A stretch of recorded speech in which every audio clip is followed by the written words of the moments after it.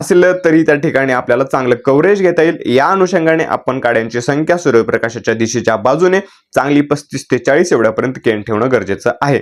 तो क्वालिटीचा माल आपण घेऊ शकतो। या गोष्टी आपण करायला हरकत नाही। आता इथे येतो काही फवारण्यांचा मुद्दा। यामध्ये आपल्याला आता खालून जर आपण हे सांगितलं हे करा ते करा, आता फवारणीमधून आपण काही करू शकतो का एक समान फुटीसाठी? तर हो, फवारणीसाठी आपण जर फूट मागे पुढे किंवा जास्त पुढे जर विगर वाढलेला असेल किंवा एकदम फुटीचं प्रभुत्व वाढलं असेल शेंड्याचं, तर त्या ठिकाणी आपण टिल्ट सारखे औषधं आहेत किंवा त्याचबरोबर लिओसिन सारख्या औषधांचा प्रयोग करू शकता एक्सपोर्ट करत नसाल तर।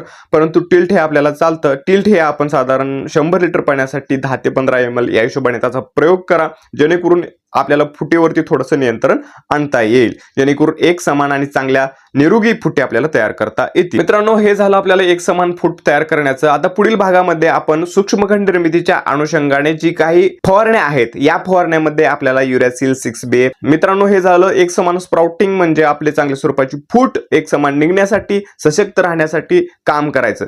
तर आता पुढील व्हिडिओमध्ये पुढील भागामध्ये आपण सूक्ष्मखंड निर्मितीच्या अनुषंगाने 30 दिवसानंतर